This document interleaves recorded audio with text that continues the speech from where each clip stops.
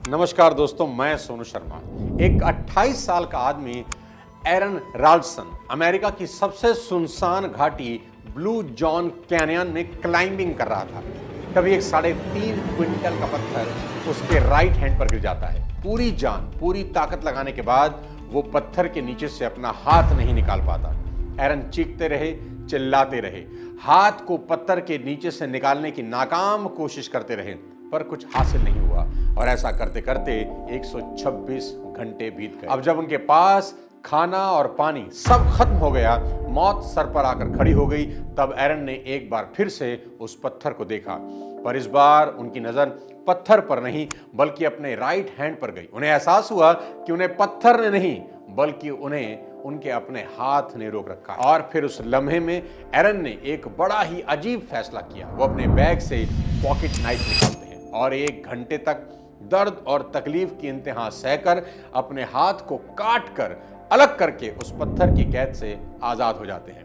126 घंटे तक मदद और चमत्कार की राह देखने के बाद 127वें घंटे में उन्हें समझ में आया कि समस्या पत्थर नहीं बल्कि उनका अपना हाथ है, जिसकी वजह से वो एक जगह अटक गए हैं और आगे नहीं बढ़ पा रहे। इसी तरह आपको आपकी खुद की कुछ बेहद खतरनाक आदतें आगे बढ़ने से रोक रही हैं। इन आदतों ने सालों से आपको वहीं रोके रखा है। आज उन्हें अपने से काट कर अलग करने का वक्त आ गया है।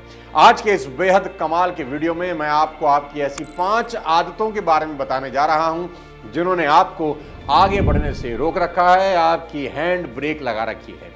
अगर आप चैनल पर नए हैं तो चैनल को सब्सक्राइब करके बेल आइकन दबा दें ताकि मेरी अगली कोई वीडियो आपसे मिस ना हो। सबसे पहली आदत जिसने आपके पैरों में ब्रेक लगा रखी है वो ये है कि हम सोचते हैं कि कोई आएगा जो हमारी मदद करेगा और हमें मुसीबत से निकाल देगा। मदद का इंतजार मत करना मेरे दोस्त, क्योंकि कंधे की जरूरत मुर्दों को होती है, जिंदा लोगों को नहीं।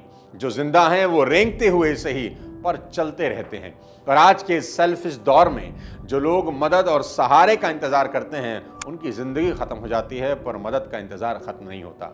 1937 में जापान के एक साइकिल के मैकेनिक ने पाई पाई जोड़कर खुद की पिस्टन रिंग बनाने वाली कंपनी तोकाया सीकी शुरू की। थोड़े वक्त में उसने अपने क्लाइंट की लिस्ट में टोयोटा जैसी बड़ी कंपनियों को जोड़ लिया। कुछ ही सालों में वो 2 बड़ी फैक्ट्री का मालिक बन गया। पर सेकेंड वर्ल्ड वॉर में जापान पर जब अमेरिका ने बम गिराया तो उसकी एक फैक्ट्री पूरी तरह तबाह हो गई।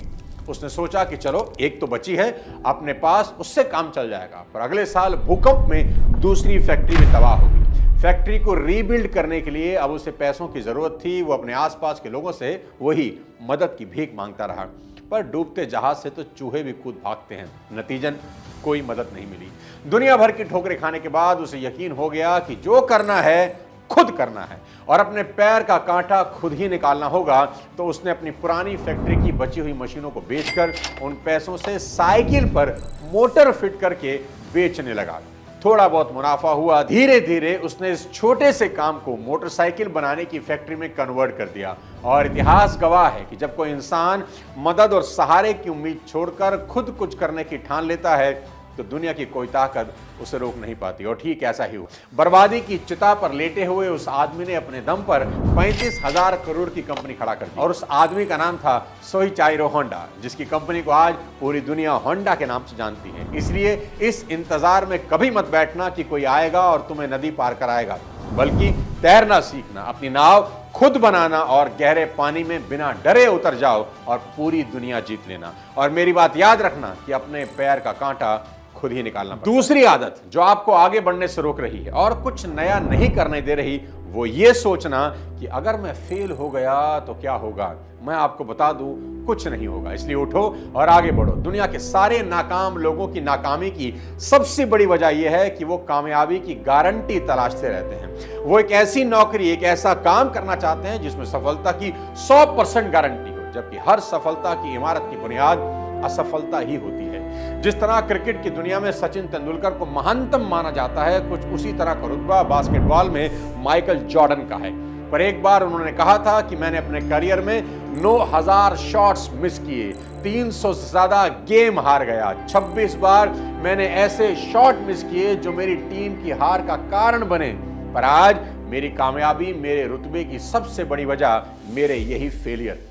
दोस्तों, आप में से ना जाने कितने लोगों में काबिलियत है कुछ बड़ा करने की, पर आप इस डर से वो काम शुरू नहीं करते कि कहीं मैं फेल ना हो जाऊं। दुनिया में सिर्फ वही इंसान फेल हुआ है जो फेलियर से डर गया। आज दुनिया की सबसे बड़ी फिल्म प्रोडक्शन कंपनी में गिने जाने वाली डिज्नी स्टूडियो के मालिक ने भी जब फिल्में बनाना शुरू किया तो एक एक करके सारी फिल्में फ्लॉप हो गई। स्टीव जॉब्स को तो उनकी खुद की बनाई कंपनी एप्पल से धक्के मारकर बाहर निकाल दिया गया और जब वापस बुलाया गया तो एप्पल के चीथड़े उड़े हुए थे। उन्होंने तो कोई गारंटी नहीं मांगी कि एप्पल के सक्सेस होने की गारंटी दो तभी वापस ज्वाइन करूंगा, बल्कि स्टीव जॉब्स तो बस लग गए एप्पल को सक्सेसफुल बनाने में और अपने जुनून और मेहनत से उन्होंने न सिर्फ एप्पल को रीबिल्ड किया बल्कि कुछ सालों में ही घाटे की कंपनी को दुनिया की सबसे वैल्यूएबल कंपनी बना दिया। इसलिए साथियों, कभी फेल होने का सोचकर अपने कदम पीछे मत खींचना, क्योंकि फेलियर ही दुनिया का सबसे महंगा लेकिन सबसे जरूरी सबक होता है। इसलिए डरो मत, बस कर जाओ, क्योंकि इंसान कभी हारता नहीं, या तो जीतता है या फिर सीखता है। तीसरी गलत मेंटेलिटी जो इंसान को आगे बढ़ने से रोकती है, उसका यह सोचना कि मुझसे हो नहीं पाएगा, मेरे में कहां इतनी कैपेबिलिटी है। दोस्तों, दुनिया का उसूल और रिवाज यही है कि यह सबकी काबिलियत पर सवाल उठाती है। ऐसा कोई कामयाब इंसान नहीं हुआ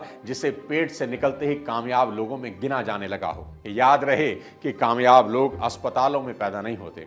दुनिया तो आपकी एबिलिटी पर शक करेगी ही, लेकिन अगर खुद आपको शक हो गया कि मैं ये नहीं कर सकता, तो फिर आपको थाली में दुनिया की हुकूमत भी मिल जाए तो भी आप अगले दिन सब गवा देंगे। इतिहास ऐसे लोगों की कहानियों से भरा पड़ा है जिन्होंने खुद पर यकीन किया और अपनी हालत, अपनी हैसियत से आगे बढ़कर सब कुछ हासिल कर लिया। साल 1995 में फ्रांस के एक अखबार के एडिटर जीन डोमिनिक्यू को 43 साल की उम्र में गाड़ी चलाते हुए स्ट्रोक आया। 20 दिन वो कोमा में रहे। जब आंख खुली तो पता चला कि पूरे बदन को लकवा मार गया है, सिर्फ बाईं आंख की पुतली को छोड़कर। जीन की पूरी जिंदगी बस इस एक आंख के ही भरोसे थी। सबको लगा कि ये बेचारा क्या ही कर लेगा, पर जीन ने एक आंख की पुतली की मदद से किताब लिख डाली। किताब बेस्ट सेलर रही। 2007 में इस किताब पर फिल्म बनी। इस तरह अर्जेंटीना के एक बच्चे की हाइट नहीं बढ़ रही। माँ बाप अस्पताल लेकर गए तो मालूम हुआ कि बच्चे को ग्रोथ हार्मोन डेफिशिएंसी है, यानी नॉर्मल बच्चों की तरह उसकी बॉडी की ग्रोथ होगी ही नहीं। फिर भी वो लड़का फुटबॉल खेलना शुरू करता है और एक दिन अपने देश को 36 साल के बाद फीफा वर्ल्ड कप जिताता है। और आज उस लड़के को दुनिया फुटबॉल की दुनिया का गोट लियोनेल मेस्सी के नाम से जानती है। चाहे जीन हो या मेस्सी, दोनों को खुद पर भरोसा था। भले दुनिया कुछ भी सोच रही थी, और उस भरोसे की ताकत की वजह से आज पूरी दुनिया को उनकी काबिलियत माननी पड़ी, क्योंकि आपकी काबिलियत तब तक कोई नहीं मानेगा जब तक आप मनवा नहीं लेते। इसलिए यह कहने की बजाय मुझसे नहीं होगा, खुद से यह पूछना शुरू करो कि मुझसे क्यों नहीं होगा। आप अपनी जिंदगी का ही नहीं, दुनिया का भी इतिहास बदल कर रखते हैं। चौथी गलत मेंटेलिटी जो हमको बांधे हुए है वो ये सोचना कि अगर आज तक सफल नहीं हुए तो अब कैसे हो जाएंगे, अब तो समय चला गया, अब तो वक्त बीत गया। कितने भी नाकाम लोग हों, सबकी जिंदगी में देर सवेर सहे एक लाइफ चेंजिंग अपॉर्चुनिटी जरूर आती है, पर सब एक कॉमन मिस्टेक करते हैं। अक्सर वो ये सोचकर कोशिश छोड़ देते हैं कि अब क्या फायदा, अब तो बहुत देर हो गई, अब तो हो ही नहीं सकता। जबकि मेहनत का बीज पेड़ बनने में समय भले ही ले, व्यर्थ कभी नहीं जाता। मुंबई का एक तेज गेंदबाज का सपना था कि वो भारत के लिए खेलें, पर 20 साल तक क्लब क्रिकेट खेलने के बाद भी नेशनल छोड़िए महाराष्ट्र की स्टेट टीम में भी जगह नहीं मिली। मजबूरन नौकरी करने लगा, पर क्रिकेट के लिए उसके सीने में प्यार जिंदा था, इसलिए क्लब के लिए खेलना नहीं छोड़ा। पर जब उम्र ज्यादा हो गई तो शरीर ने जवाब दिया, इसलिए मजबूरन उसे तेज गेंदबाजी छोड़कर स्पिन गेंदबाजी शुरू करनी पड़ी। पर सफलता वहां भी नहीं मिली, पर वो जी जान से लगा रहा। उम्र ने धीरे धीरे 40 का आंकड़ा पार कर लिया। इस उम्र में बड़े से बड़ा क्रिकेटर संन्यास ले लेता है, पर इस खिलाड़ी ने नहीं लिया। एक दिन राजस्थान रॉयल्स के राहुल द्रविड़ की नजर उस पर पड़ी। उसे ट्रायल के लिए जयपुर बुलाया और 41 साल की उम्र में उसने पहला रणजी, पहला आईपीएल खेला और अगले ही साल केकेआर के खिलाफ हैट्रिक ले ली। और उसकी कहानी इतनी इंस्पिरेशनल थी कि उस पर एक फिल्म भी बनी। उस इंसान का नाम है प्रवीण तांबे। इसी तरह अमेरिका का एक 52 साल का सेल्समैन एक रेस्टोरेंट से दूसरे रेस्टोरेंट घूमकर मिल्क शेक की मशीन बेचा करता था। अपनी 52 साल की जिंदगी में उसे कहीं किसी काम में कोई कामयाबी नहीं मिली, पर उसने अमीर बनने का सपना कभी नहीं छोड़ा। जबकि सर पर कर्ज बढ़ता जा रहा था, शरीर बूढ़ा हो रहा था, और इसी दौरान एक दिन उसकी नजर एक ऐसे रेस्टोरेंट पर पड़ी जो ऑर्डर करने के 5 मिनट में ही खाना सर्व कर देता था।